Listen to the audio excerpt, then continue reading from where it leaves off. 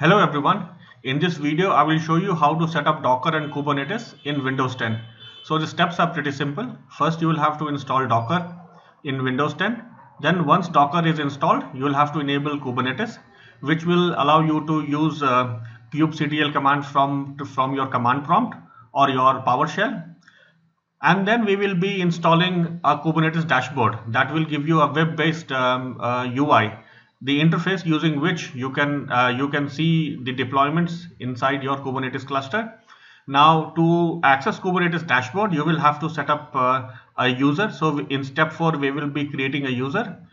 Then to log in, we will have to generate our access token. That we'll see how we do it in step 5. And once the access token has been generated, we will be logging into our Kubernetes cluster. So the prerequisites of installing Docker and Kubernetes in Windows 10 is that you will have to have your virtualization enabled in Windows 10, and your Hyper-V, which is the Windows hypervisor, has to be enabled in Windows 10. So to enable virtualization and Hyper-V in Windows 10, you can follow my post, the link to which is there in the description.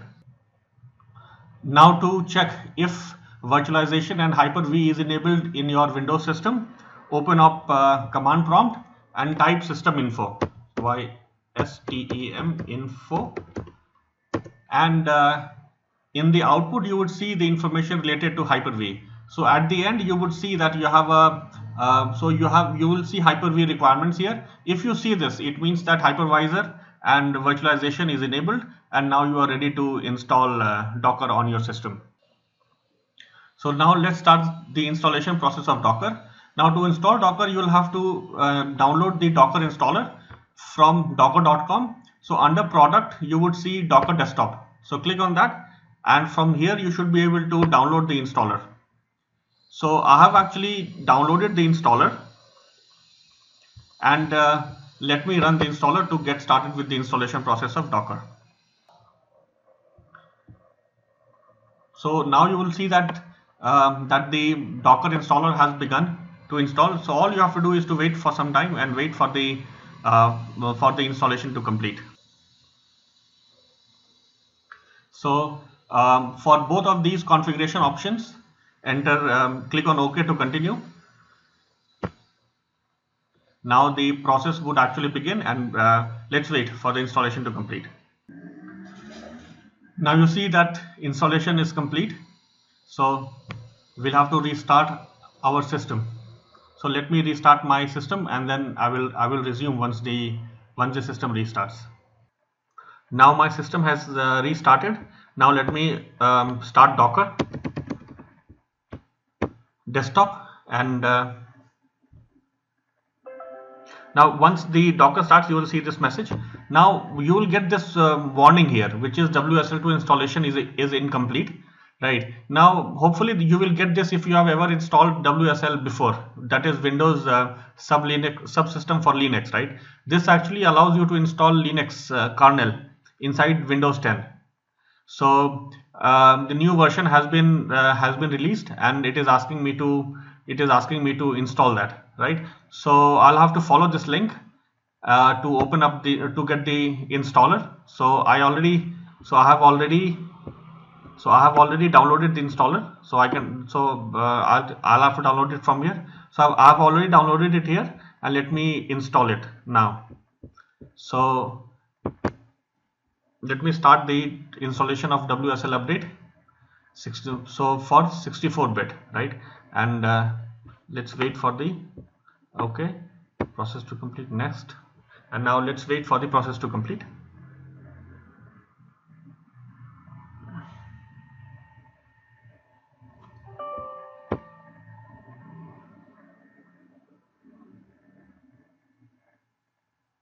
Now the installation is complete, right? Now with this, let me restart my Docker. So you see under task menu, Docker has actually failed to restart, right? Stuff actually failed to start. So let me restart, and it should work fine from now. Now Linux containers, with this I would be allowed to create Linux containers. So Docker has provided support for both Windows and Linux containers. So with this I should be able to use Linux containers as well. So once the process starts, Docker container, Docker daemon starts, I'll show you how we can switch to Windows or Linux containers. So let's wait for the process to start. So once the process starts, you'll get the message that Docker has started. Let's wait. Initially, this actually takes some time, but no problem. So now you see that we have got this message, Docker desktop is running, right? Now let me open up my terminal. Command prompt, or we can also use PowerShell. Now let's see the version of the Docker install. So we have to use the command get started with Docker. Okay, let's start this.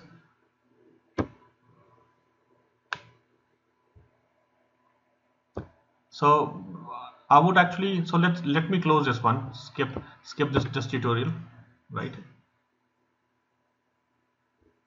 Okay, now with this you'll see that you will get this message, Docker is running. This means that Docker is running, and here you don't see Kubernetes is running, right? So once we enable Kubernetes, you will see that also here. But before that, let's check the version of Docker installed. Okay, so Docker version, and you should see the result, right? So you have got the, so we are actually using the community version, right? So that's it, we are actually ready to go now.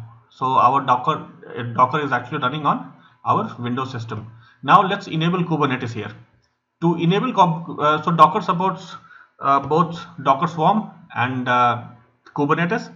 So under settings you will see this option, Kubernetes, right? So all we have to do is to enable Kubernetes here and deploy Kubernetes stack, show system containers advanced. So what it would do is that it will show you the system containers, right?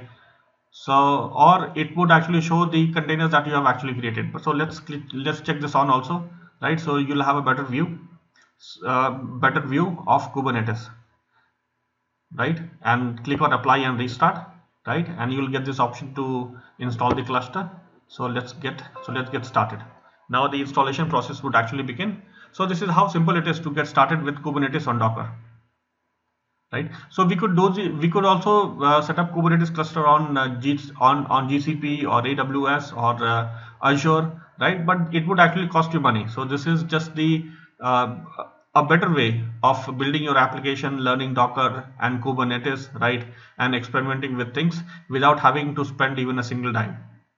So let's wait for the process to complete. Now here you see that Kubernetes is starting, right? So once everything ends, you will see this that Kubernetes has already started, right? So after Kubernetes starts installs, then we would be able to use the CLI command, that is the kubectl from our command prompt itself or from PowerShell. So let's wait for the process to complete.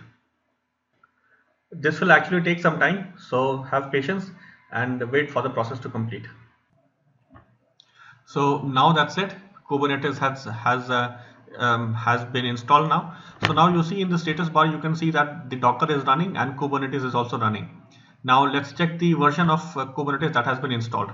So type the command, open command prompt and enter the command kubectl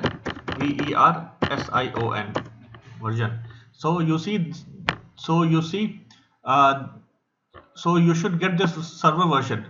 It means that Kubernetes is actually working, right? So for the client version and the server version, you should see the entry for both. All these entries that you see, right? It has to be there. This means that we have got access to our Kubernetes cluster. So now we are done with Kubernetes installation process. Now let me show you some more things here. Now if you look at the status bar, you'll see Docker Kubernetes running. If you right click on it, you will see lots of options. So I would recommend that you create an account and sign in using your Docker Hub account. And under Kubernetes, this Docker has got the capability to connect to various Kubernetes clusters, right?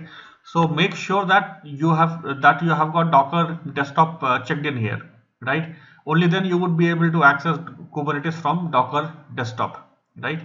So this was it. Now the thing is, like, from the command prompt we can actually access Kubernetes, like kubectl get pods. So you can run all the commands from here. So because we don't really have because this is a brand new installation, so we don't really have anything, right? So what I mean to say is that with this installation you can use the CLI to actually access your Kubernetes cluster. But let's install the GUI version, that is a web-based application that will show you your Kubernetes UI. I mean the dashboard through which you should be able to access your Kubernetes cluster as well. So that will give you a better view of what is going on inside your cluster. So by default there is no dashboard available. So what we have to do is we have to install Kubernetes dashboard. So head over to Docker Hub, right? So go to Docker Hub and you should log in. You'll have to log in with your with your credential. If you have not created any if you have not created Docker Hub account, I recommend that you create one, because only then you would be able to push images to your Docker Hub registry, right? So let's see. So this is in Docker Hub, search for Kubernetes dashboard, right? Dashboard, and you should see go to explore, right? And here with this we should be able to search the whole Docker Hub registry itself. So Kubernetes dashboard, and you should see the entry over here at the bottom. You see this, right? Kubernetes dashboard by Kubernetes UI. So this has got about 10 million downloads, and we will be using this to set up Kubernetes dashboard, right? So let's follow the instructions here. So what we have to do is that we have to follow the instruction that is given in the Docker Hub, in the GitHub, on the GitHub page, right? So let's head over to the GitHub page, and at the bottom, and when you scroll down, you will see the instructions. So first we'll have to pull in the image. So this is what the dashboard will actually look like.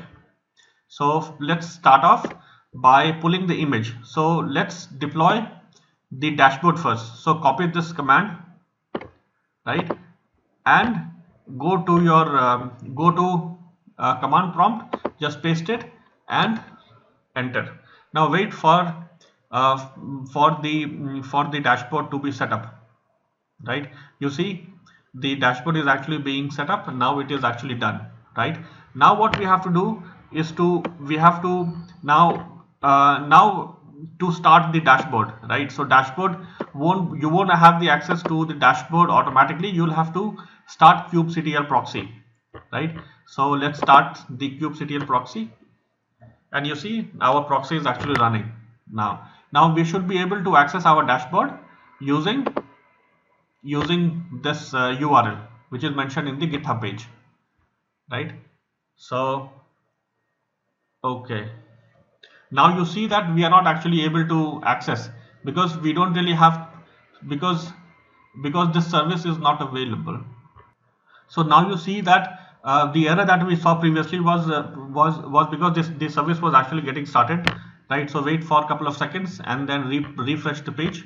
So we have the login page for Kubernetes dashboard, right? Now what we have to do is that we have to have a token. Only then we will be able to log in to this dashboard, right? So we are not talking about kubeconfig, we are talking about token here, right? So let's create a token, right? So go back to the GitHub page, right? And here you will see that we'll have to create the user. So here you see, you see create an authentication token, RBAC. So RBAC means role-based access control, role-based access control, sorry. So let's open this page, right? And we'll have to run certain deployment files, right? So first is that we'll have to create service account. So what we have to do is to copy this command, right?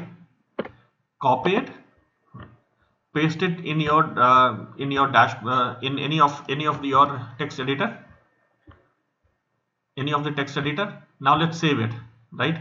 So let's save it, and let's call it as service account.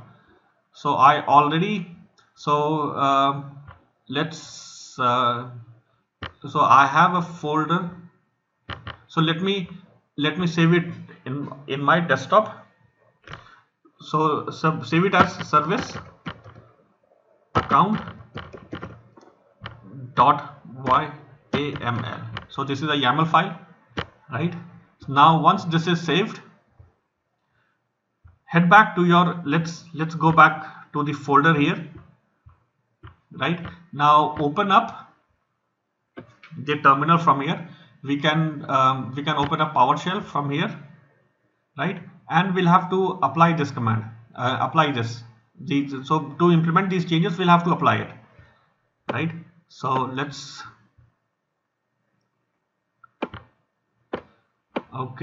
so the command to create a service account is that kubectl apply f followed by the file name. So let's go here, paste it, right? And then followed by the file name. So service account.